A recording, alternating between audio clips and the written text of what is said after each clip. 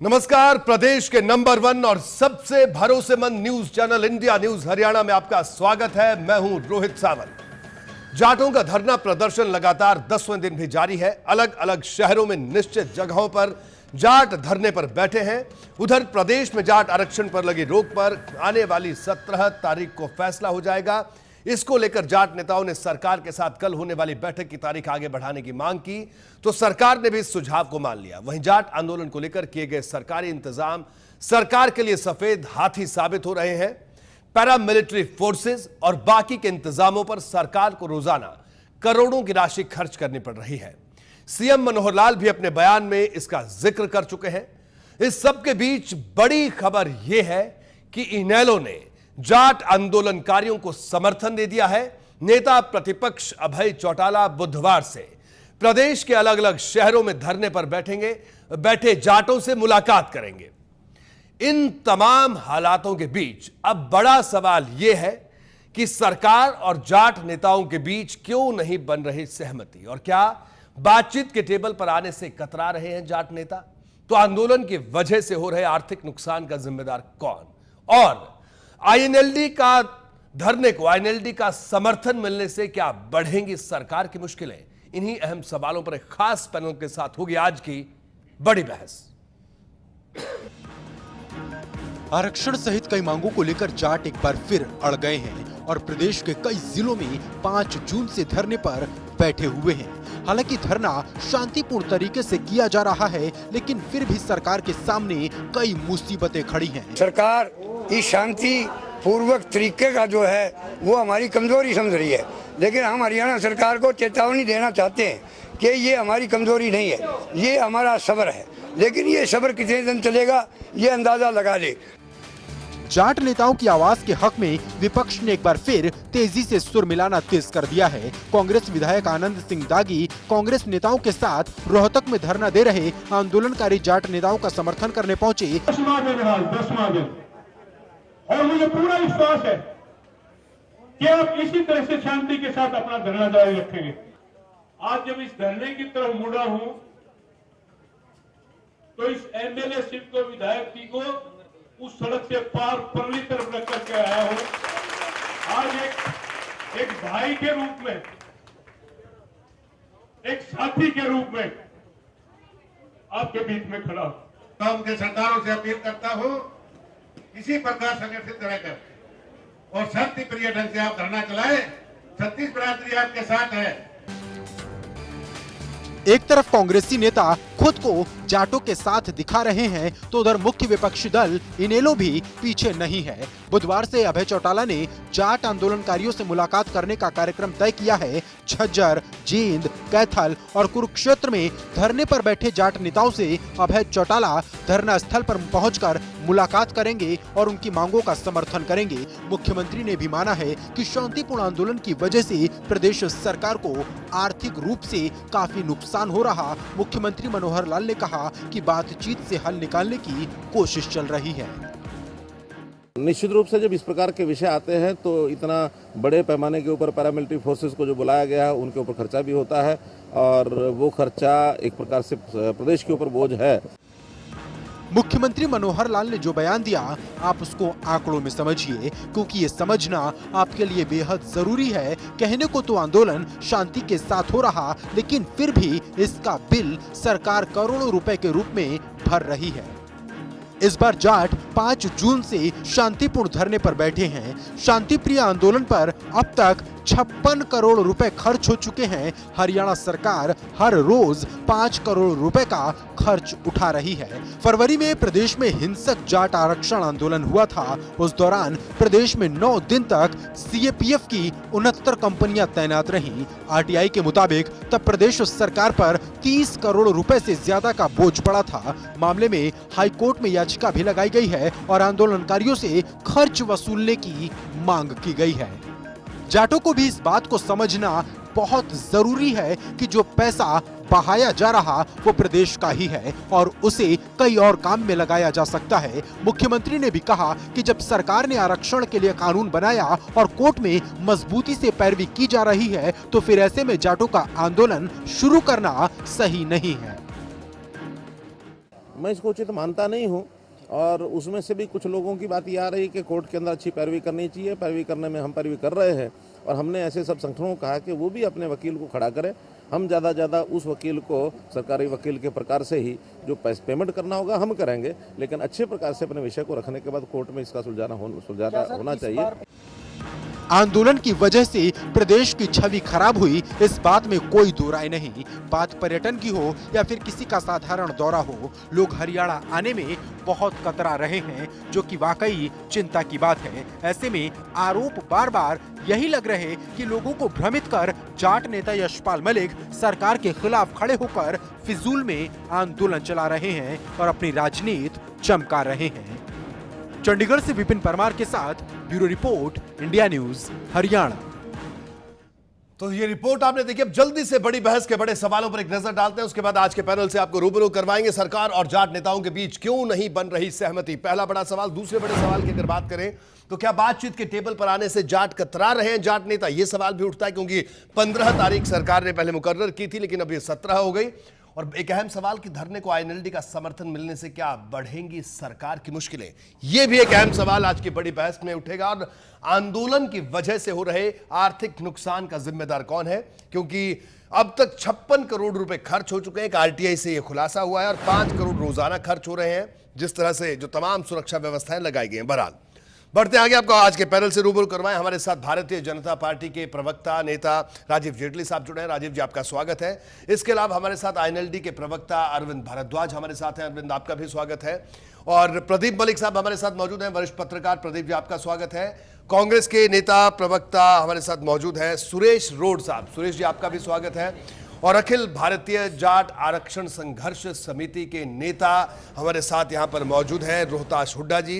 रोहताश जी, आपका भी स्वागत है आज की इस बड़ी बहस में। इस चर्चा की हम शुरुआत करें। सवाल हमने कई बड़े अहम सवाल हमने उठाए हैं कि जाट नेताओं और सरकार के बीच सहमति क्यों नहीं बन रही है, ये एक बड़ा अहम सवाल हमने उठाया। और दूसरी बात कि क्या बातचीत के टेबल पर आने से जाट कतरा रहे हैं। तो इस सवाल का जवाब रोहताश हुड्डा साहब आपसे लेंगे सबसे पहले। साहब, 15 तारीख सरकार ने कहा था कि 15 तारीख को आइए, बातचीत करते हैं, बातचीत के टेबल पर बैठिए। तो मुझे लगता है इसमें कोई बुराई नहीं थी।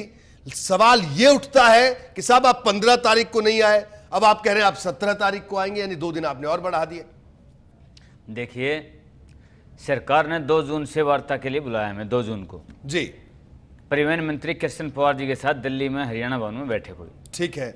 कई चीज़ों पर सहमति बनाने की कोशिश की गई जी, लेकिन कृष्ण पवार जी आश्वासन देते रहे, कार्रवाई की कोई उन्होंने हाँ नहीं की। उन्होंने कहा भी 2-4 दिन के बाद हम मुख्यमंत्री से बात करने के बाद कोई जवाब दे सकते हैं। ठीक है।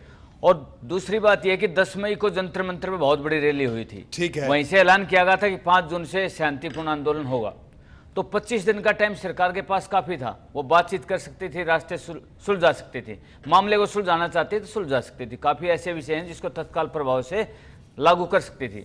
15 तारीख का हमारे पास कोई इन्विटेशन, कोई न्योता नहीं आया है, ना राष्ट्रीय अध्यक्ष यशपाल मलिक जी के पास, ना किसी धरने पर। जब न्योता नहीं आया तो किससे बात करने के लिए जाएं हम, और ना 17 तारीख के हमारे पास कोई इन्विटेशन है, कोई न्योता हमारे पास। आपको रोक रहा हूं यहां पर। बात करें राजीव जेटली साहब, बताइए, तो बड़ी हैरानी की बात है, अखिल भारतीय जाट आरक्षण संघर्ष समिति के नेता यहां बैठे हैं और प्रदेश में इस वक्त जो ज्यादातर धरने चल रहे हैं, अगर मैं गलत नहीं तो हुड्डा साहब शायद आप ही के हैं ये तमाम धरने, और हैरानी की बात आपने बातचीत के लिए बुला लिया, लेकिन जिन लोगों को बातचीत करनी हो तो कह रहे हैं साहब हमें तो किसी ने बुलाया ही नहीं। देखिए, ये कौन सा कोऑर्डिनेशन, आपका डिस्ट्रिक्ट एडमिनिस्ट्रेशन क्या कर रहा है, बड़ा सवाल उठता है। रोहित जी, पहली बात ये समझने वाली है, ठीक है, हुड्डा साहब की बात भी बिल्कुल अपनी जगह पे ठीक है, क्योंकि अभी आपकी चर्चा जिस दिशा में जाएगी, प्रश्न खैर तब आना चाहिए थे, लेकिन आपने पहले उठाया तो मैं पहले जवाब देता हूं। अलग अलग नहीं, प्रश्न पहले इसलिए है राजीव जी क्योंकि हमने जाट नेताओं से कहा कि साहब आप क्यों कतरा रहे हैं बातचीत के टेबल पर आने से। इसी का जवाब दे जी। सबसे पहली बात है, अलग अलग जाट नेताओं की अलग अलग मांग है। पहले यह प्रश्न उठना चाहिए कि ये किस मांग के चलते एजिटेशन पर बैठे, एक सेकेंड, और फिर उसके बाद जो दूसरे जाट लीडर हैं वो किस मांग को लेकर एजिटेशन पर बैठे हैं। हमने जो जाट आरक्षण से जुड़े हुए जाट नेता हैं उन्हें आमंत्रित किया है, ये अपने आप को उस मांग में अपने आप को रखते हैं या नहीं रखते हैं, यह सोचने की बात है। इनका यह कहना नहीं है कि हमें आमंत्रित नहीं किया। इनका यह कहना है इनकी मांग के अनुरूप इन्हें आमंत्रित किया गया है या नहीं किया गया है। कैसा लेकिन पहला प्रश्न ये उठता है कि एक सेकंड, पहला प्रश्न ये उठता है हुड्डा साहब डिबेट से पहले स्पष्ट करें कि इनकी मांग क्या है। क्या आरक्षण की मांग को लेकर एजिटेशन पर बैठे हैं? राजीव जी ठीक है, लेकिन हुड्डा साहब पहले ये बताइए, मेरा सवाल ये था क्योंकि चर्चा की शुरुआत हमने आप पर सवाल उठाया, जाट नेताओं पर हमने सवाल उठाया और इसका मैं जवाब जेटली साहब से चाहता था जो नहीं मिला कि साहब बातचीत के टेबल पर आप जाने से कतरा रहे। आपने कहा आपको तो आमंत्रण ही नहीं मिला, लेकिन अब जेटली साहब ने एक और सवाल दाग दिया, आप उसका जवाब दीजिए। लेकिन जेटली साहब आपने सवाल का जवाब नहीं दिया कि इनको आमंत्रित क्यों नहीं किया। देखिए रोहित जी, बड़े संक्षेप में बताइए ताकि बहस को आगे बढ़ाए। यस सीएम साहब को भी सुन रहा था मैं भी, सीएम साहब भी कह रहे थे कि भाई हाई कोर्ट में तारीख लगी हुई है और न्यायालय अपनी प्रक्रिया निभा रहा है और सरकार अपना पक्ष रख रही है। ठीक है, हमारा आंदोलन उस न्यायिक व्यवस्था के खिलाफ है नहीं, ना आरक्षण इसमें मेन मुद्दा है। आरक्षण की सरकार अच्छी तरह से पैरवी करे, वो मुद्दा लास्ट में चला गया है। हमारा सबसे पहला मुद्दा है जो भाई शहीद हुए चाहे किसी भी जाति के थे उनको मुआवजा मिले, उनको शहीद का दर्जा मिले, उनके आश्रितों को नौकरी मिले, जो निर्दोष लोग जेलों में बंद कर दिए गए हैं उनको तत्काल प्रभाव से जेलों से बाहर किया जाए और झूठे जो केस बनाए गए हैं उनको खारिज किया जाए और जो दोषी लोग जिन्होंने हिंसा फैलाई और हरियाणा के भाईचारे को बिगाड़ दिया उनके खिलाफ तो क्या जितने धरने चल रहे हैं सब में यही मांग है? सब आपके लोग बैठे हैं बिल्कुल और आपकी ये मांग भी है कि पैरवी सरकार मजबूती से करे, ये भी एक मांग है इसमें। सरकार जेटली साहब बात क्लियर होगी, अब जवाब दिए जल्दी से, बाकी मेहमानों के पास भी जाना है। एक प्रश्न और पूछा है जेटली साहब ने कि क्या डिमांड है इनकी, कौन से नेता हैं? अखिल भारतीय जाट आरक्षण संघर्ष समिति जिसके राष्ट्रीय अध्यक्ष यशपाल मलिक जी हैं, उनके नेतृत्व में 5 जून से धरना है। ठीक है, सब जान रहे हैं, बताइए राजीव जी बताएं। तो बात किससे करेंगे? जो आंदोलनकारी हैं उनसे बात करेंगे, सरकार या किससे बात करेंगे? रोहित जी मेरी बात का जवाब हुड्डा साहब ने खुद दे दिया है जी। आज यहां पर माननीय मुख्यमंत्री जी बार बार जो अखिल भारतीय जाट समाज के नेता हैं उनसे बोल चुके हैं कि किसी भी निर्देश के खिलाफ कार्रवाई नहीं होगी। लेकिन एक सेकंड सर, बातचीत के लिए मैं यही बता रहा, मैं आपको यही बता सर, हमें चिंता है राजीव जी, नहीं पूरे प्रदेश ने वो दौर देखा है। सब बातचीत से मसले क्यों नहीं सुलझाए जाए? ये कोई क्या किसी अधिकारी ने अपनी ईगो का प्रश्न बना लिया? रोहित जी सबसे इंपॉर्टेंट बात है सभी जाट नेताओं को आमंत्रित किया गया, लेकिन आप मेरी बात को सुनेंगे तभी समझ में आएगी। मैं ये कहना चाहता हूं क्या हम इस बारे में चर्चा करें चैनल के ऊपर बैठकर कि जो न्यायिक व्यवस्था है उसे साइड में रखकर जो मांग की जा रही है उसके हिसाब से आगे बढ़ा जाए।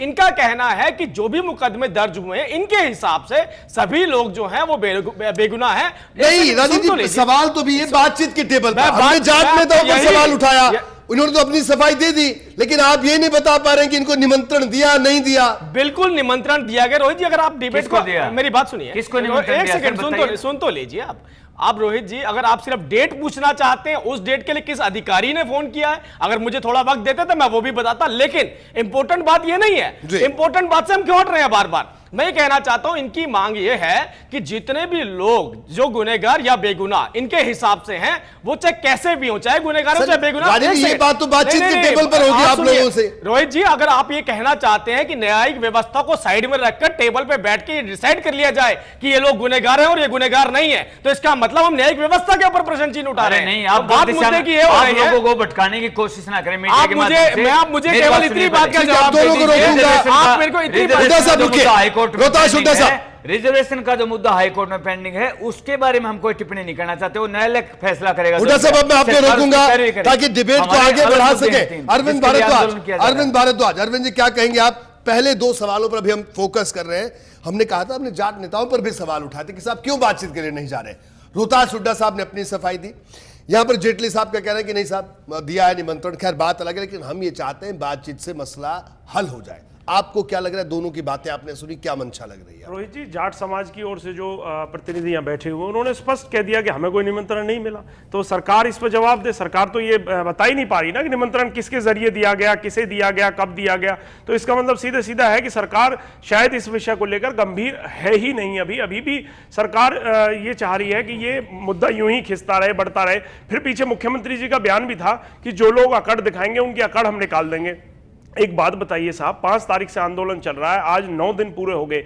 44-45 डिग्री टेम्परेचर में टेंट के नीचे भूखे प्यासे जो लोग बैठे हैं, शांतिपूर्ण आंदोलन कर रहे हैं, कोई रोड नहीं रोकी, कहीं ट्रेन नहीं रोकी गई, उन लोगों में वो लोग क्या कट दिखा रहे हैं? आपको इस बयान की क्या जरूरत थी? क्या कहीं ऐसा तो नहीं है कि सरकार चाह रही होगी ये मामला फिर बढ़े और उकसाने की कोशिश की जाए और ये मामला आगे बढ़े? तो सरकार को ये इस विषय पर बहुत गंभीर होना चाहिए। और मैं सिर्फ एक बात और कहना चाहूंगा रोहित जी, थोड़ा सा टाइम लूंगा, एक छोटी सी कहानी सुनाना चाहूंगा, बहुत छोटी सी है, जो आज के इस विषय पर जो भाजपा की भूमिका है उस पर बिल्कुल फिट बैठती है। एक बार एक जंगल में बंदरों की मीटिंग हुई और उन्होंने अपना प्रधान का चुनाव किया। उनमें से एक खड़ा होकर कहता है कि मैं प्रधान बनूंगा और जो भी समस्या आएगी, मुसीबत आएगी, मैं उसमें आपके साथ खड़ा रहूंगा। लोगों ने उसे चुन लिया। एक दिन को शिकारी आकर उस एक बंदर के बच्चे को उठाकर ले गए। तो बाकी बंदरों ने जब उस प्रधान से शिकायत की तो वो लोग क्या कहता है, रोज बस खत्म, वो प्रधान क्या कहता है कि एक पेड़ से दूसरे से तीसरे पे कूदता रहता है। तो लोग पूछते हैं भाई बचाओ, आप ये क्या कर रहे हो? वो कहता मैं प्रयास कर रहा हूं, इससे ज्यादा मैं नहीं कर सकता, मेरे प्रयास जारी है। तो आज हरियाणा की जो सरकार है उसकी यही कोशिश है, यही प्रयास है कि चाहे आरक्षण मिले या मिले, हम कोशिश कर रहे हैं, हम बच गए। आपकी प्रतिक्रिया, क्या कहना है आपका कि क्या बातचीत के क्यों सहमति नहीं बन पा रही जाट नेता और सरकार? रोहित जी, हरियाणा प्रदेशवासी फरवरी के माह से देखते आ रहे हैं, सरकार जो बीजेपी की खट्टर सरकार है वो इस विषय पे कहीं भी गंभीर नहीं है, कहीं भी संवेदनशील नहीं है। और आपके इस चैनल पे अभी इसी विषय के ऊपर बात करते हुए जो जेटली साहब उनके प्रवक्ता बैठे हुए हैं, ये भी नहीं बता पाए कि इन्होंने बातचीत का न्योता लोकतांत्रिक तरीके से धरने पर बैठे हुए किसी ग्रुप को किन्हीं लोगों को दिया है या नहीं दिया है। लोकतंत्र में मांगे मानने का सभी का अधिकार होता है, लेकिन खुल्लम खुल्ला अगर कोई कानून व्यवस्था की स्थिति खराब होती है तो हरियाणा की जो ये चुनी हुई सरकार है ये इसके लिए जिम्मेवार है। और इस प्रक्रिया में ये साफ नजर आता है कि ये हरियाणा सरकार जब बातचीत के जरिए बात को आगे नहीं बढ़ा पा रही तो ये कानून व्यवस्था की स्थिति अगर खराब होती है तो उसको कैसे संभालेगी? ठीक है, मुझे तो यह डर लग रहा है कि कहीं फरवरी वाली बात दोबारा से रिपीट तो नहीं करने जा रहे, क्योंकि बीजेपी कहीं गंभीर नहीं। अभी आपने रोहित जी बड़ी अच्छी बात कही कि जाट नेताओं को की एकता शायद नहीं, आपस में भिन्न है। शायद हुड्डा साहब ने को जेटली जी ने बात बोली थी। मैं ये कहना चाहता हूं कि जिस प्रकार से जाटों के ग्रुप अलग अलग हैं, इस हरियाणा सरकार में, खट्टर सरकार में भी सभी मंत्रियों की अलग अलग विचारधारा है। ठीक है रोड साहब, माफी के साथ अब आपको रोकूंगा। प्रदीप मलिक साहब के पास चलते रोड साहब, चर्चा को आगे बढ़ाना है ताकि सब लोग अपनी बातें रख सके। कुछ और बोलते हैं, राजकुमार सैनी कुछ और बोलते हैं। ठीक है रोड साहब, आपको रोकूंगा। प्रदीप मलिक साहब क्या कहेंगे आप? क्या क्यों सहमति नहीं बन पा रही? क्या बातचीत के टेबल पर आने से क्यों दोनों पक्षों में कहीं ना कहीं एक पक्ष कह रहा है साहब सरकार कह रही हमने निमंत्रण दिया, जाट नेता कह रहे हमें निमंत्रण नहीं मिला, तो ये तो ऐसा लग रहा है कि कहीं ना कहीं ईगो का सवाल सा बनता जा रहा है और नुकसान हम सबका।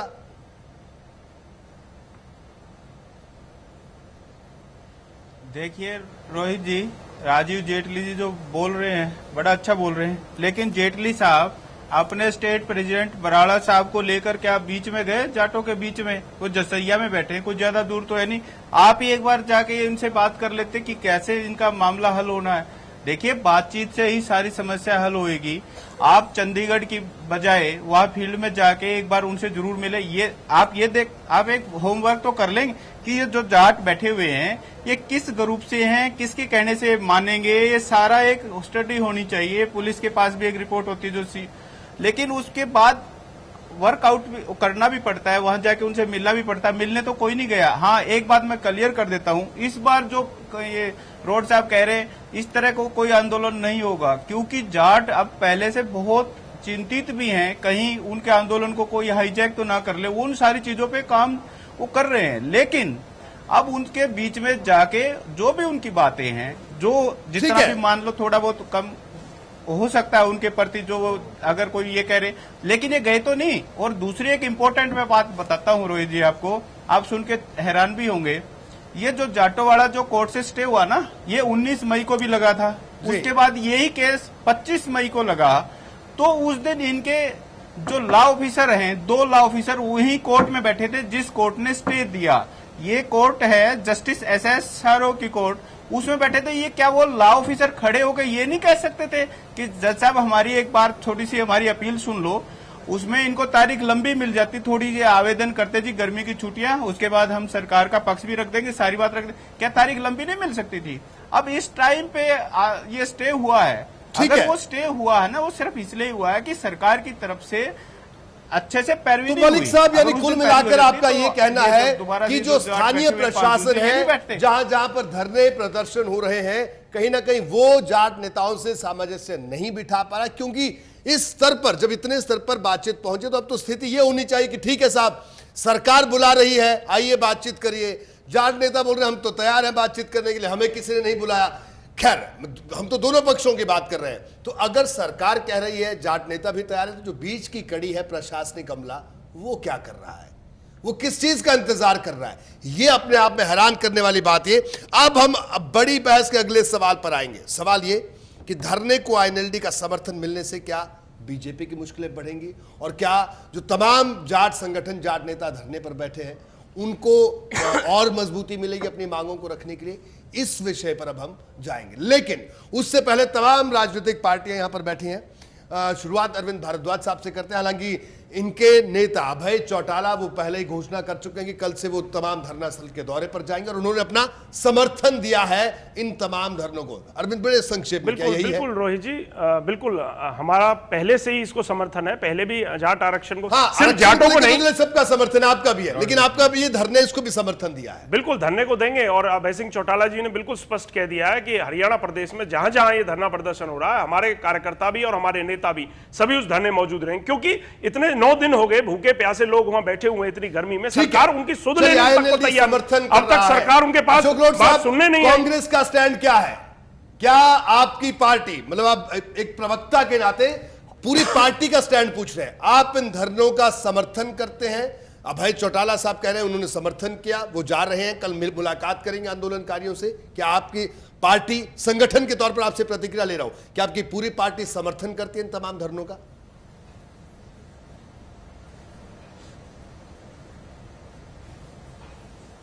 जी रोड साहब, क्या मेरी आवाज सुन पा रहे हैं? जी रोहित जी, अभी आवाज आई है। हाँ, मैं ये कहना चाह रहा हूं कि अभय चौटाला जी का या आईएनएलडी का नहीं, कांग्रेस की बात बताइए पहले आप। नहीं, अभय चौटाला जी की बात मैं अरविंद जी से बात कर लूंगा, उन्होंने बता दी। मेरा कहना है कि क्या कांग्रेस समर्थन करती है इन तमाम धरनों का या नहीं?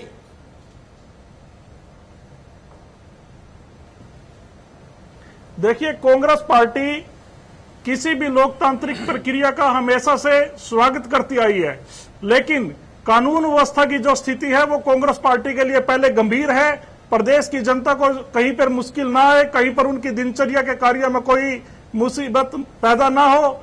कांग्रेस पार्टी के लिए हमेशा पहले जनता सर्वोपरि है, पहले कानून व्यवस्था सर्वोपरि है, पहले न्यायपालिका सर्वोपरि है। आप समर्थन नहीं कर रहे हैं, स्वागत आपने किया, लेकिन समर्थन आप नहीं कर रहे हैं। पहले से था और ये अभी भी है। कांग्रेस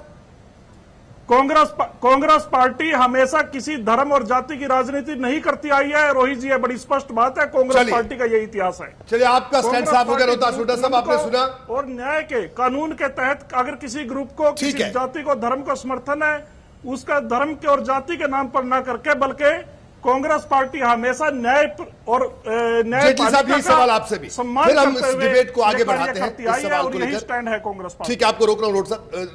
जेटली साहब, राजीव जेटली जी, आप मेरे से क्या प्रश्न पूछना? सवाल यही जो सबसे पूछा अरविंद जी ने कहा कि बिल्कुल हमारी पार्टी का समर्थन इन तमाम धरनों के साथ है, इनकी मांगों के साथ है, जाट आंदोलनकारियों को समर्थन है, और जाट आरक्षण का समर्थन आईएनएलडी पहले से करती आई है। कांग्रेस के प्रवक्ता उन्होंने कहा स्वागत तो किया, लेकिन समर्थन उन्होंने नहीं किया। आपका क्या कहना है?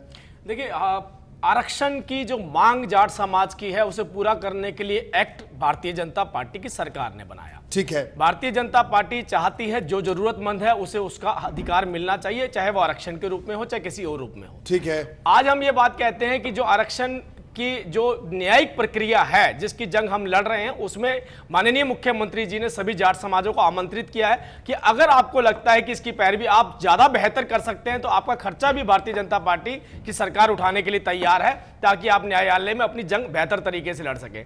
बात यहां पर यह आ रही है कि आरक्षण की जो मांग है उसके लिए तो हम पहले ही एडमिट कर चुके हैं। ठीक है, लेकिन जो दूसरी मांगे हैं, जिन मांगों के ऊपर विचार केवल न्यायिक प्रक्रिया के रूप में ही किया जा सकता है, उसकी हम खिलाफत करते हैं, क्योंकि प्रदेश के साथ यह हो रहा है कि प्रदेश आज इतने महंगे खर्चे उठाकर वो चाहे शांति प्रिय आरक्षण हो, उसका खर्चा प्रदेश की जनता के ऊपर पड़ रहा है। नहीं, इस पर आएंगे, खर्चे वाले सवाल पर बाद में इंपॉर्टेंट बात यहाँ पर मेरा सवाल सिर्फ ये था, इंपॉर्टेंट बात ये आती है जी कि देखिए, आप कहते हैं कि हम आरक्षण, ये धरनों का हम समर्थन करते हैं।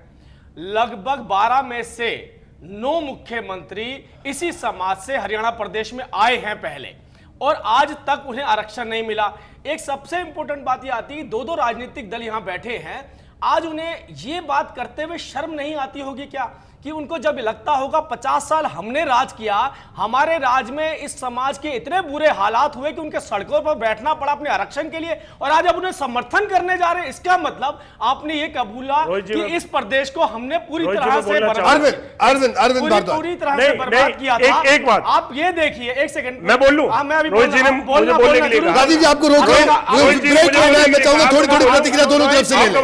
रोहित जी, आपने बंदर वाली कहानी सुन ली? 2 मिनट रुकिए। हाँ, सुन लिया। आपकी भी सुन, चलिए अरविंद सुन लेते हैं, अरविंद रोक रहे हो आपको, चलिए सुन लेते हैं। अरविंद भारद्वाज आपको रोक रहा हूं, अरविंद जी सुन लेते हैं, पूरी बात फिर आप आइए। आती है जी, बड़े संक्षेप में राजीव जी बात पूरी करिएगा, वक्त कम है। 2 राजनीतिक पार्टियां उस समाज को बर्बाद करके आज उन्हें अपना समर्थन इसलिए देने जा रही हैं कि हमारे टाइम पे जो आप बर्बाद हुए थे, उसके बाद जो आप आरक्षण के अधिकार, ठीक है राजीव जी, आपको रोकूंगा।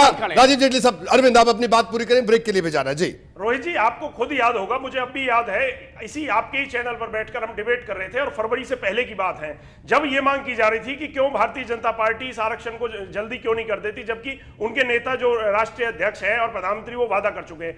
राजीव जेटली जी ने यह कहा था, हम ऐसा आरक्षण नहीं देना चाहते जो कल को कोर्ट में रिजेक्ट हो जाए या उस पर स्टे लग जाए, इसीलिए हमें वक्त लगा। आज क्या पोजीशन है? क्या जवाब लीजिए, तो बंदर की कहानी सुनाएंगे, जवाब नहीं देंगे। जातियों को आरक्षण मिल गया? नहीं मिला ना आज भी। आप तो जवाब लीजिए कि आप ये जवाब, हमने आरक्षण दिया, आपको बता आप जवाब लीजिए। अरे बीच में क्यों बोल रहे हैं यार आप?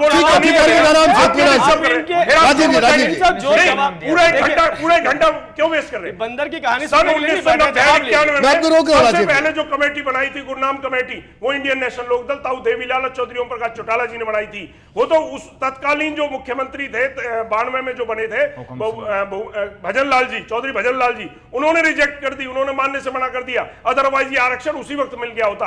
और यही नहीं, जाटों को नहीं, यादव, सैनी, गुजर, इन सब समाजों को जो आरक्षण मिला था, वो इंडियन नेशनल लोकदल की वजह से मिला था। आप हम पर उंगली मत उठाओ, 1.5 साल आपको हो गया, 30 हत्याएं आपने कर दी हरियाणा प्रदेश में, और आप आज भी आप हमें शर्म करने के लिए कहते हो। शर्म आपको आनी चाहिए, की बात करते हैं, शर्म आपको आनी चाहिए। अरविंद आपको रोकूंगा, मैं रोकूंगा राजीव जी, आप मेरे साथ करेंगे। बहरहाल छोटे से ब्रेक के लिए हम लोग यहाँ पर रुकेंगे, एक छोटे से ब्रेक के लिए मुझे यहां पर रुकना होगा क्योंकि कमर्शियल ब्रेक का वक्त हो चुका है। ब्रेक के बाद जल्द हाजिर होंगे, बहस जारी है इस ब्रेक के बाद भी।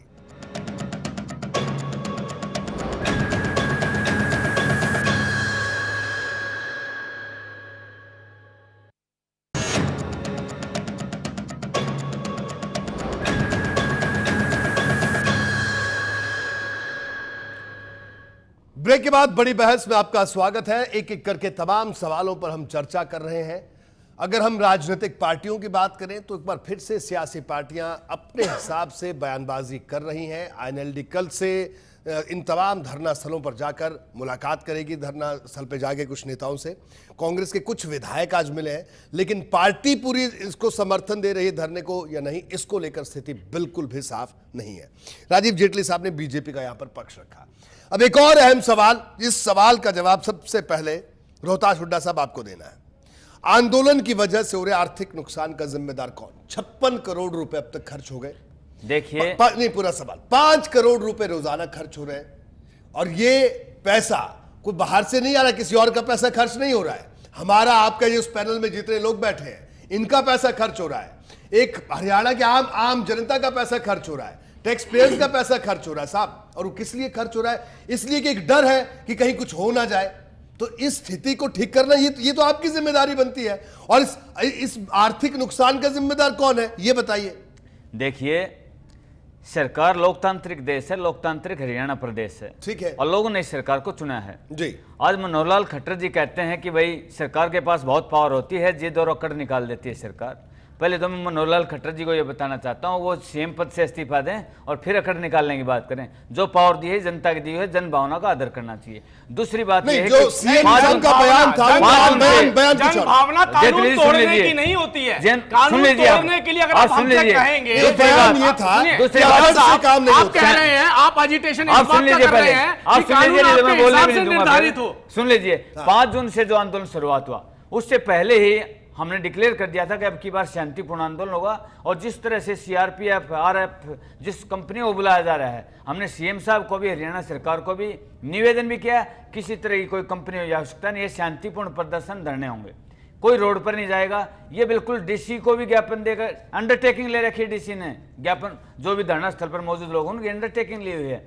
तो हमने तो पहले डिक्लेयर कर दिया था और बार बार धरना स्थलों से बार बार ये निवेदन भी किया गया है कि कंपनी को हटा लीजिए। क्यों खर्चा बढ़ाया जा रहा है प्रदेश का? प्रदेश की 36 बिरादरी के लोग धरने पर आकर निवेदन कर रहे हैं सरकार से, भाई क्यों इन जवानों को, जिन जवानों को देश के लिए लड़ाई लड़नी है, सुरक्षा करनी है लोगों की, उनको उस गर्मी में 45 डिग्री टेम्परेचर में, जब हम जसैया और आसपास के धरणों पर गए तो इतनी 45 डिग्री टेम्परेचर के अंदर जवान अपनी बात में खुद जवान गर्म सड़कों पर लेटे हुए थे। एक प्रश्न इन जवानों को क्यों परेशान किया जा रहा है, क्यों खर्च किया जा रहा है? जो शांतिपूर्ण धरने पर तो सरकार को बातचीत के लिए आगे आना चाहिए, मामले को सुलझाने की कोशिश। सरकार डराने का प्रयास कर रही है, इस आंदोलन को दमन करने की कोशिश की गई। नौजवान संवैधानिक अधिकारों का हनन किया जा रहा है, सरकार डराने की कोशिश कर रही है। सरकार मुझे सवाल पहले कहा था कि सुरक्षा बलों को हटा दीजिए, ये नहीं बोलेंगे, मुझे मालूम है। किसी प्रकार मेरे सवाल का जवाब नहीं मिला। रोहतास हुड्डा साहब, मैंने सवाल ये पूछा कि जिम्मेदारी तो सब आपकी भी बनती है, ठीक है, सरकार तो हर बात के लिए जिम्मेदार है, लेकिन आपकी भी कुछ जिम्मेदारी बनती है, समाज का आप भी हिस्सा है, पूरे समाज का। हम इस तरह से नहीं देखते चीजों को, जाट नॉन जाट, ये आप सियासी पार्टियों का काम है। लेकिन आप ये बताइए साहब, जब पूरे स्थिति, जब ये नुकसान हो रहा है, 5 करोड़ अगर रोज का खर्च हो रहा है, नुकसान हो रहा है, तो ये आम जनता का खर्च हो रहा है सर। बिल्कुल, तो इस पर तो चिंता आपको भी होनी चाहिए। बिल्कुल, हमें तो इस पर आपको भी आपको भी बातचीत के टेबल पर जाने की पहल करनी चाहिए। देखिए, चले बातचीत करें। देखिए, हम तो आपके माध्यम से भी, अनेक टीवी चैनलों के माध्यम से सरकार से ये निवेदन कर चुके हैं कि हर मसले का हल समाधान बातचीत से होता है। सरकार को बातचीत का रास्ता अपनाना चाहिए। डीसी ने बुलाया, हर जिले के डीसी ने बुलाया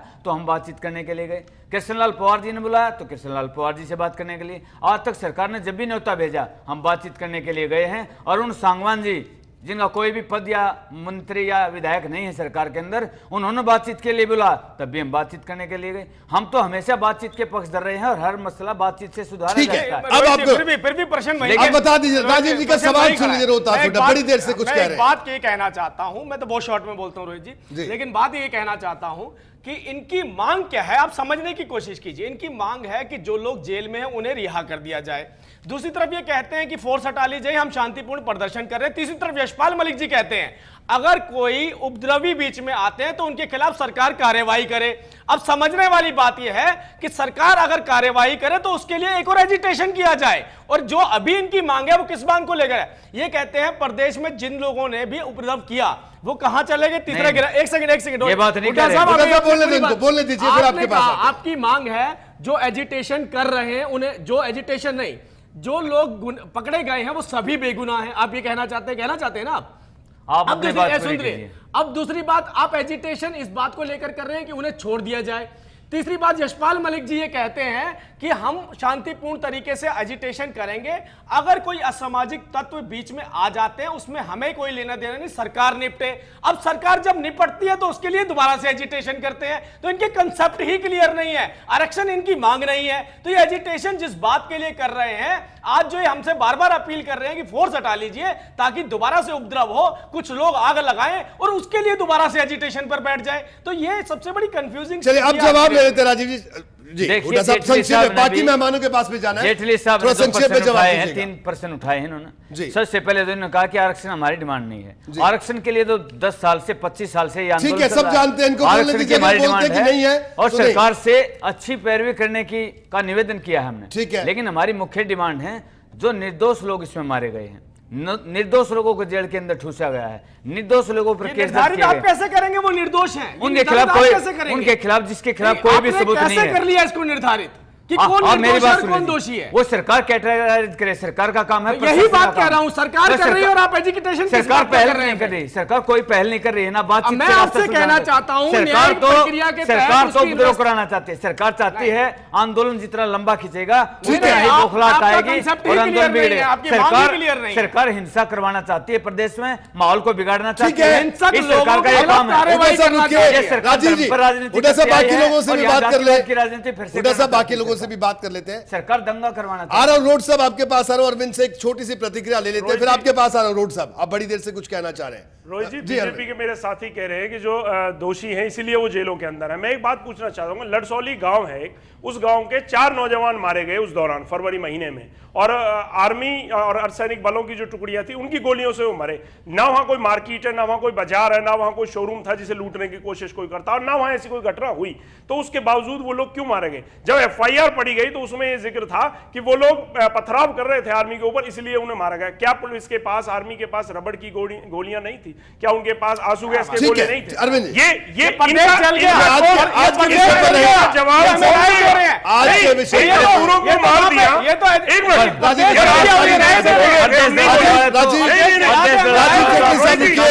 जी, ये तरीका ठीक नहीं है। राजीव जी सुन लीजिए, जेटली साहब आपको, राजीव जेटली साहब आपको भी सुना, प्रदेश की जनता सुन लीजिए। ठीक है, चलाने वालों को, चलाने वालों को राजीव जेटली साहब रुक जाइए, एक करके अपनी बात करें। आपको जवाब देना पड़ेगा, आपको जवाब देना पड़ेगा। राजीव जी, चेहरा सामने आ ऐसे गया। चिल्लाने से आप दबा नहीं सकते आवाज को, इनका चेहरा आप सामने आ आवाज गया। को दबा नहीं सकते, इनका चेहरा आप सामने आ हमारी गया। आवाज को दबा नहीं पहले सकते। प्रदेश को बर्बाद किया और आज वहाँ पे समर्थन देने जा रहे हैं। पहले प्रदेश को बर्बाद किया, आप लोगों ने आवाज को दबाने की कोशिश कर रही है। दब गया तो आज वहाँ पे अपना वो राजीव जी हो गया, मैं अपनी बात कुछ कहूं। रोहित जी, जो अभी आपने टेलीविजन स्क्रीन पर देखा, प्रदेश की यही हकीकत है। जिस तरह से मैं यहां पर चुपचाप बैठा था, उसी तरह से हरियाणा की पूरी जनता चुपचाप देख रही है। कुछ लोग आंदोलन कर रहे हैं और राजनीतिक पार्टियां इसको सुलझाने की कोशिश नहीं, मैं ठीक हूं, मैं गलत हूं। साहब ये कोई तरीका नहीं है। मसले का हल कैसे निकले, इस पर बातचीत होनी चाहिए, इस पर बहस होने की जरूरत है। हम अगर जोर जोर से अपनी बातें कहें एक दूसरे पर, कोई इससे हल नहीं निकलेगा। 1985 में किसने क्या किया, 1920 में किसने क्या किया। अरे साहब, हम 2016 की बात कर रहे हैं। 2016 में हम क्या करेंगे और 2025 में हम अपने प्रदेश को कहां पर पहुंचाएंगे, इस पर बात होनी चाहिए। लेकिन इस पर कोई बात करने को तैयार नहीं है। यही सबसे हैरानी की बात और ये विडंबना है। प्रदीप मलिक साहब, क्या कहेंगे आप? रोड साहब, आ रहा हूं आपके पास। मैं इस डिबेट को माफी चाहूंगा, मैंने दूसरे विषय पर ले गया, लेकिन इस सवाल जरूर करना चाहूंगा मैं। मलिक साहब, रोहित जी जो आप कह रहे हो बिल्कुल सही बात कह रहे हैं। जब भी बैठते हैं ना, चर्चा दूसरी दिशा में ले जाते हैं। आज इनको समझाने के लिए क्या प्रयास किए जा रहे हैं, इनका जो पॉलिटिकल मैटर है वो वीक है। आप कभी इनके मिनिस्टर गए हैं क्या उनके बीच में? जी। जब 5 जून को वो कह रहे थे कि हम स्ट्राइक पे जाएंगे, उससे पहले बातचीत कर लेते अच्छे से। यशपाल मलिक कौन, जो उत्तर प्रदेश से जो आता है, उससे उसको बुला के बात कर लेते। भाई मलिक साहब, आप क्या चाहते हो? कम से कम बातचीत से मामला हल होगा। जो भी है, देखिए जो जुडिशरी का मैटर लेकिन है, वहां एक वो नया उससे ही पेज हल कि होगा। साहब ये तो उसमें यूपी कोई से कुछ है। नहीं कर अरे सकता। साहब, सब हिंदुस्तानी लेकिन- बात करिए, क्या कुछ हो रहा है, कौन कहां से है, यूपी से है, बिहार से है, हिमाचल से है, पंजाब से है। ये समस्या, इसका निपटारा करना है।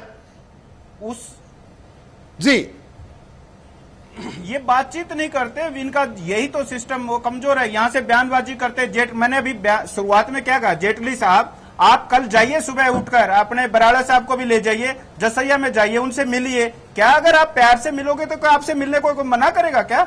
आप उनको कहिए कि भैया आपका एक केस कोर्ट में है, आपके दिल्ली से जगदीप धनखड़ जो एक्स सेंट्रल मिनिस्टर हैं, बड़े अच्छे वकील हैं, उनको भी हमने पैरवी के लिए बुला रखा है। और कोई अच्छा वकील जो आपकी निगाह में है, अभी आ रहा हूं आपके पास। हम कहाँ लेके जा रहे ठीक है, मैं रोड साहब आपके पास आऊंगा। रोड साहब, बड़ी देर से आपने कुछ नहीं कहा। रोड साहब, बड़ी देर से आपने कुछ नहीं कहा। आपकी प्रतिक्रिया रोड साहब। जी, रोहित जी, मैं एक तो यह स्पष्ट करना चाहता हूं, मैंने स्वागत कांग्रेस पार्टी की राष्ट्रीय सोच के हिसाब से इस बात का किया था कि जो लोकतांत्रिक प्रक्रिया अगर हरियाणा सरकार इस मुद्दे को निपटाने के लिए कोई शुरू करती है तो कांग्रेस पार्टी इसका स्वागत करती है। हम ना तो धरने का स्वागत करते हैं और ना INLD का समर्थन देने का स्वागत करते हैं। दूसरी बात, अभी मेरे भाई जेटली ने यहाँ पर एक बात बोली कि पिछले 50 साल में कांग्रेस ने ऐसी दुर्दशा बना दी जिससे जाट समाज आरक्षण मांगने को आतुर है। मैं जेटली जी को ये इस आरोप को जड़ से खारिज करता हूँ। मैं जड़ से खारिज करता हूँ कि कांग्रेस पार्टी के समय में हरियाणा भारत में अब रुकिए, रोड साहब मेरे सवाल का जवाब दीजिए। अब आपको भी रोकूंगा। रोड साहब मैंने पहले कहा साहब मत बताइए कि किसने क्या किया। 2016 में बताइए क्या आपकी रणनीति है, क्या स्टैंड है कांग्रेस का इस पूरे मुद्दे को लेकर। अगर 40 डिग्री की टेम्परेचर में सुनिए, नहीं रोड साहब सुनिए, आप भी सुनिए, अगर 40-42 डिग्री की टेम्परेचर में अगर प्रदेश के बुजुर्ग लोग धरने पर बैठे हैं, ठीक है, अगर किसी ने बरगलाया है, वो गलत बैठे हैं, वो सही बैठे हैं, तो आपकी भी जिम्मेदारी बनती है साहब। अगर वो गलत बैठे तो उनको समझाइए कि उठिए, अगर सही बैठे तो उनके साथ खड़े होइए। इस समस्या का समाधान कैसे, उस पर राजनीति करने की जरूरत नहीं है साहब। मैं रोड साहब से एक प्रश्न पूछना चाहता हूं। रोड साहब, कांग्रेस पार्टी हमेशा धरने प्रदर्शन करती आई है। राजनीतिक दल, कोई भी राजनीतिक दल हमेशा धरने प्रदर्शन करते हैं और ऐसे धरने प्रदर्शन करते हैं कि जनता पिस जाती है, उनके अंदर जनता का लॉस हो जाता है, लोग मारे जाते हैं, घायल हो जाते हैं, हॉस्पिटलों में पड़े रहते हैं। तो आप धरना करते हैं जब तो जायज होता है, और कोई समाज अपने अधिकारों की आवाज उठाता है तो उस धरने का आप समर्थन नहीं करते। शर्म आनी चाहिए आप जैसे लोगों को। इस तरह की बयानबाजी कर रहे हैं, 6 जातियों के अधिकारों को छीना जा रहा है और आप धरने का समर्थन नहीं कर रहे हैं। आप धरने को गलत बता रहे हैं, लोगों की आवाज को दबाया जा रहा है, लोगों के साथ अन्याय हो रहा है। चलिए इस बहस के आखिरी दौर में सब लोगों से एक प्रतिक्रिया लूंगा। रोड साहब कुछ और कह रहे हैं। कांग्रेस पार्टी का पूरा समर्थन इनके साथ, आज इनके 3 विधायक वहां पर समर्थन देने के लिए पहुंचे हैं। अब वो विधायक हैं, जनता के चुने हुए प्रतिनिधि हैं, वो कांग्रेस पार्टी के हैं। कांग्रेस पार्टी खुला समर्थन बिना किसी शर्त के इन्हें दे रही है, और शर्त क्या क्या है जो हुड्डा साहब की मैंने आपके सामने चर्चा में बता दी। जेटली साहब देखिए, अगर मैं इस पूरे मसले को जितना समझ सकूं, मैं बल्कि क्योंकि आप सब लोग पॉलिटिकल लोगों में प्रदीप मलिक साहब से इस पर लूंगा। जहां तक हमारा सोचना और समझने की बात है कि यहां पर प्रश्न ये नहीं है कि साहब उन लोगों को कौन समर्थन दे रहा है, वो समर्थन दे रहे हैं, वो समर्थन दे रहे हैं। कुछ लोग बैठे हैं, अपनी उनकी मांगे हैं, मांगे जायज है नाजायज है, इसका फैसला बातचीत के टेबल पर सरकार करे।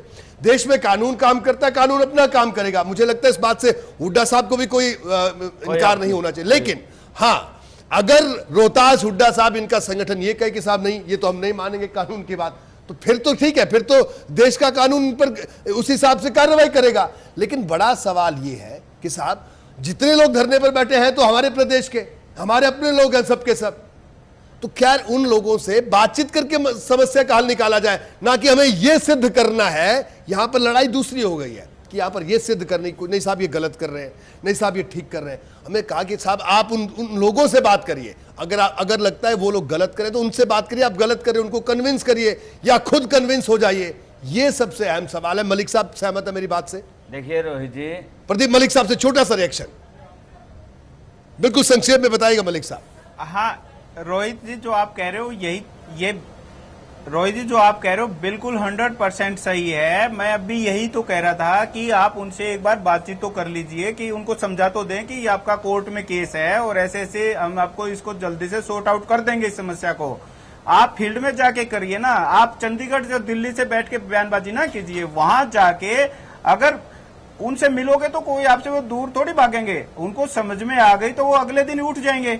अगर समझाने वाला तो चाहिए कोई आपके पास, जो कोई ऐसा फेस है। चौधरी वीरेंद्र सिंह राज्यसभा में भेजे हैं अभी, उनको बोल दीजिए, वो चले जाएंगे। अगर आप नहीं जाना चाहते तो कम से कम कोई जाए तो सही। ठीक है मलिक साहब, अब फाइनल कमेंट के लिए सब लोगों के पास आऊंगा, फाइनल कमेंट के लिए सब लोगों के पास आऊंगा, भेजिए जाकर। ठीक है। रोहतास हुड्डा साहब आखिर में क्या कहेंगे आप? मैं अरुण जेटली साहब से, ना इनसे जेटली साहब से राजीव जेटली, आप बार इनको अरुण जेटली कहते हैं, मतलब देखिए कितना जेटली साहब कितना बड़ा दिल रखते हैं आपके लिए, ये चाहते हैं कि आप भी वहां तक पहुंचे। लेकिन और आप इनकी बात मानने को तैयार नहीं, इनको बातचीत के लिए नहीं बुलाते हो साहब। सरकार की मनसा, बड़ा दिल रखिए जेटली साहब, सरकार की मनसा मामले को सुलझाने में बिल्कुल नहीं है, दिलचस्पी नहीं है। क्योंकि राजीव जेटली जी के जो बयान हैं, आज राजीव जेटली जी के बयानों को सुनकर मुझे हैरानी हो रही है कि इनका मामले को सुलझाने में बिल्कुल दिलचस्पी नहीं है।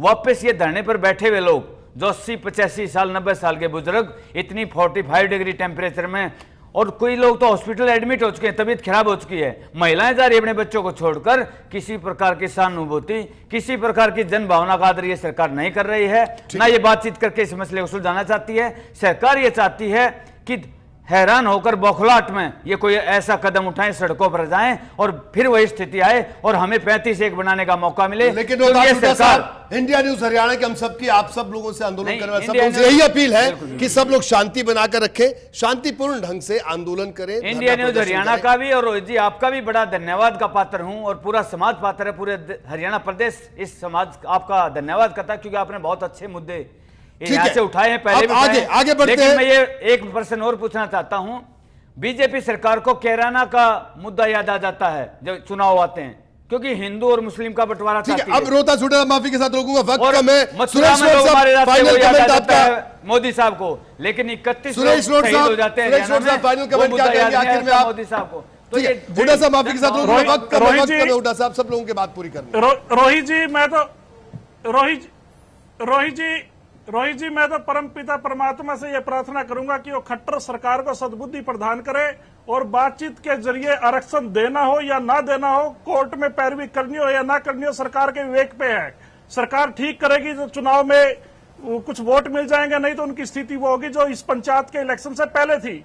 इसमें बीजेपी ने राजनीतिक चाल चल के एक राजनीतिक फसल काटने का प्रयास किया इस आरक्षण के मार्फत, और सरकार की नीति साफ नहीं है।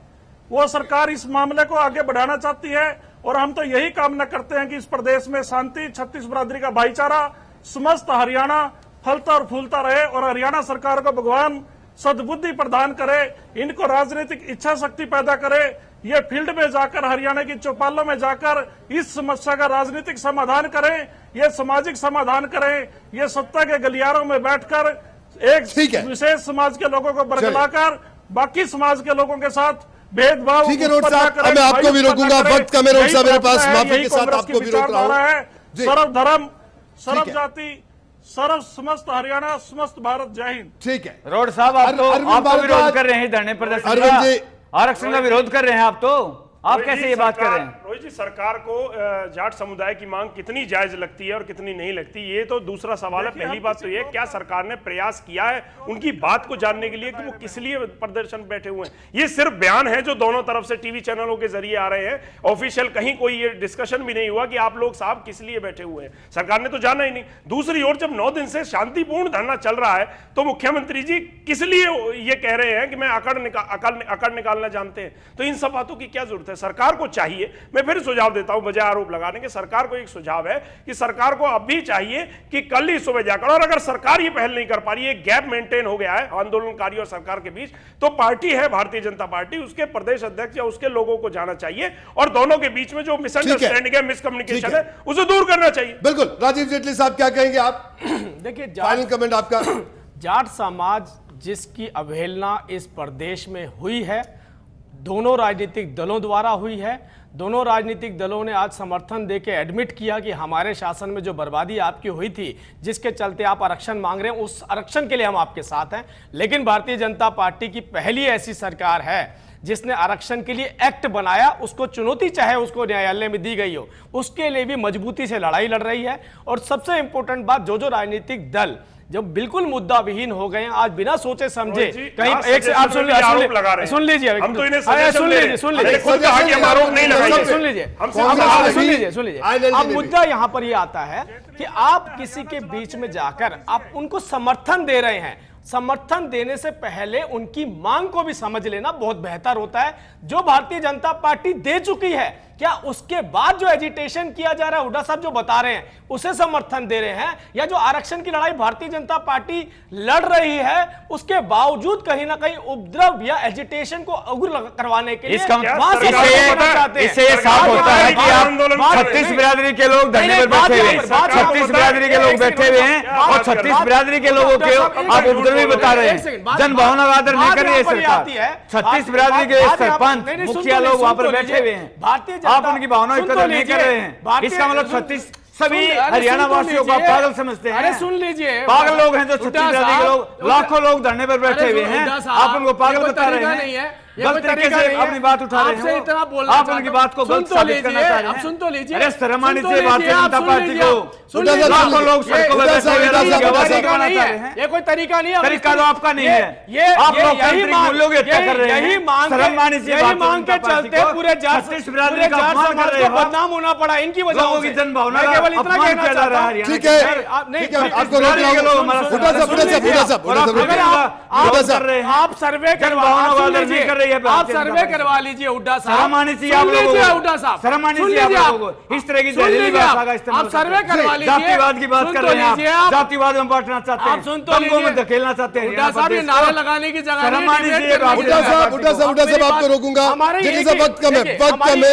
एक ही बात थी, बड़े हम संक्षेप जाट में। समाज को अगर कोई बातचीत नहीं करना चाहती भारतीय जनता पार्टी। ये दंगे चाहते हैं हरियाणा के अंदर और दंगे करवाने ठीक है, माफी के साथ आपको रोक रहा हूं। जेटली साहब और रोहतास शुक्ला जी, कोई भी साहब अपनी बातों प्रदीप से लग रहा है, साहब, आपका इन फाइनल बातों कमेंट। से ये लग रहा है कि हुड्डा हरियाणा में साहब, दंगा करवाना अपनी चाहते हैं। मांग रखिए। दोबारा से आप शांतिपूर्ण सुन बैठे तो हुए लोगों की लीजिए। बात को अवहेलना की जा रही है, उनकी भावनाओं का आदर नहीं किया जा रहा। आप ये क्या छत्तीस कर रहे हैं? बिरादरी के लोग वहां बैठे हुए आप तो हैं, बीच में उनकी बोलते भावनाएं हैं, आप तो कदर नहीं बोलने की जा रही है।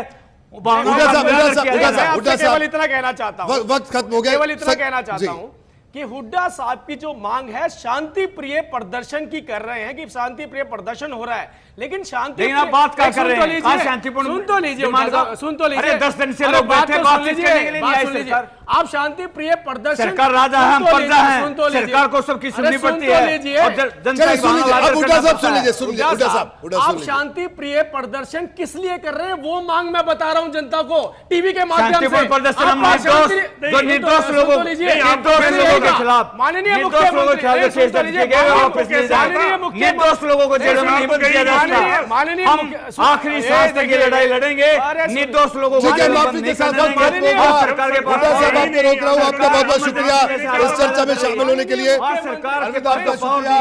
प्रदीप मलिक साहब, आपका शुक्रिया। सुरेश रोड साहब, आपका भी शुक्रिया। राजीव जेटली साहब, राजीव जेटली साहब, आपका बहुत बहुत शुक्रिया। तो बहरहाल बड़ी बहस में हमने आज बात की जाट आरक्षण आंदोलन को लेकर, जो जिस तरह से धरने प्रदर्शन पूरे प्रदेश में चल रहे हैं। बड़ा सवाल ये कि शांतिपूर्ण तरीके से ये प्रदर्शन अगर हो तो उसमें किसी को ऐतराज नहीं, लेकिन हाँ, बातचीत होनी चाहिए और बातचीत से समस्या का हल निकाला जाना चाहिए। तो बहरहाल आज बड़ी बहस में इतना ही। इजाजत, नमस्कार।